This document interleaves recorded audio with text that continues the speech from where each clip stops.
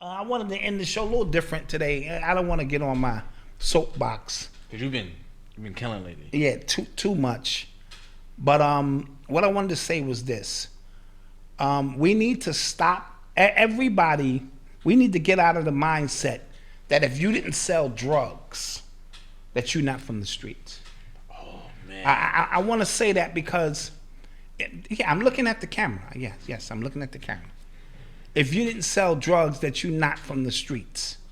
That if you didn't body people and go to jail, you're not from the streets. That is the biggest misnomer going, right? Because we all came from the streets. You know what I'm saying? We all been around. We know people who did it. We just made different choices. Another thing that I'm tired of is this I had to sell drugs notion. I had to sell drugs. No, you didn't. You chose to sell drugs. You know what I'm saying? I know many people who chose to go to fuck the work. You know what I'm saying? But when you say you had to sell drugs, what you're subconsciously doing is you're giving yourself a legitimate excuse for your toxic behavior towards your community. Right? I had to sell drugs. Well, a lot of teachers, doctors, lawyers, and people who made it from the same grind you made it from that didn't ever have to sell drugs. So please miss me with the I had to sell drugs. And that's the story of all of these rappers that you hear. They all got the same story. Yo, it was rough for me. I had to. No, you took the low-hanging fruit that was there because you didn't want to educate yourself. You didn't want to pull yourself up by your fucking bootstraps as men are supposed to do and solve the problem of the equation in front of you. And that's to protect your family, do something honorable with your life. Let's just cut the bullshit. So by saying, I had to do it, you're subconsciously giving yourself a reason to do it and so when you make it out of the hood, right? And the way you made it out of the hood was selling drugs. Now your legacy is built on the fact I had to do that, but I overcame the obstacles that they were put out against me, and I'm here, and you should celebrate me. So this is what I mean by one person's villain is another person's hero. I wrote an article in Hip Hop Decoded, which was every hero needs a villain. And the premise of it was Muhammad Ali needed Joe Frazier. He just needed him because Godzilla need King Kong. You know, we live in a world of polarity. Tupac and Biggie are forever synonymous. And I felt Jay-Z manufactured a lot of the stuff with Nas because Jay-Z had no equal at that time except Nas. And then now when you say Jay-Z, you'll say Nas. You know what I mean? So a lot of it's manufactured. And I'm bringing this up because Jay-Z made some statements recently. He was explaining the verse, the gods did verse and how it came about and, what his mindset was in it. And one thing he said in particular, I just felt disturbing. He said, it's like I'm the villain who escaped.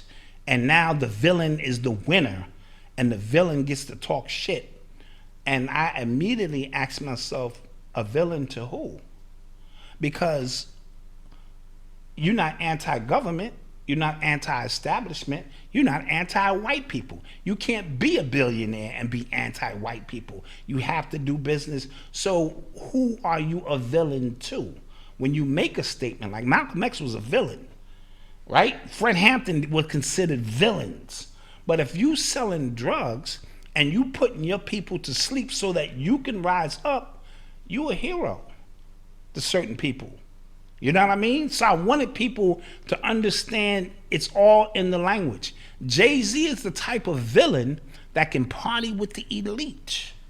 Bust down bottles in the elite parties, get Donald Trump on the phone and be like, my girl, my CEO of my company is a federal informant. Release her name from all of that kind of shit. He got Obama on the jack. That's the type of villain he is. That's like the Joker going up into that party in Batman. Good evening, I am today's entertainment. Where is Harvey Dent? You remind me of my father. I didn't like you see what I'm saying? But instead of creating havoc, he decides to start busting bottles and chilling.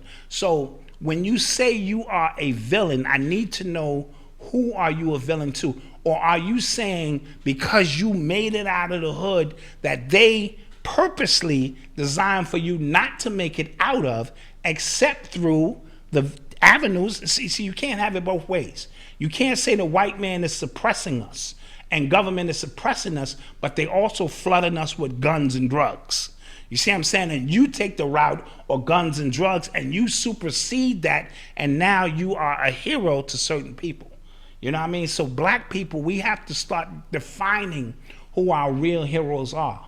Why are teachers the ones who get up every goddamn day to come into these killing fields and inspire young people? Why are they not considered heroes?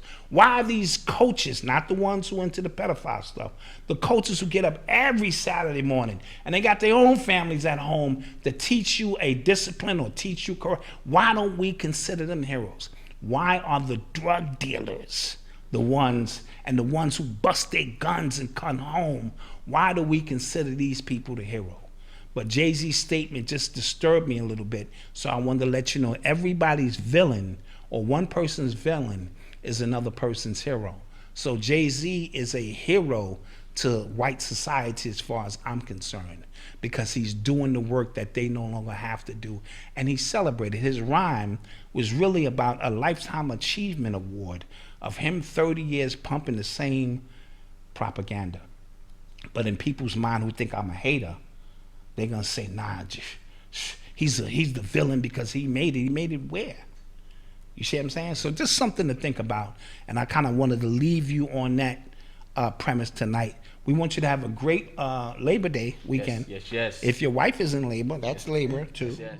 Black mass, man, it's time to rock.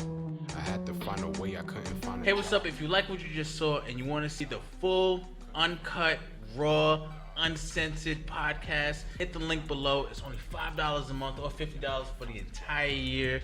Get all of the content. Get Black Dot in his rawest form. Get a bunch of exclusive content never before seen by anybody else, and you can only be a member to see it. Become a member now.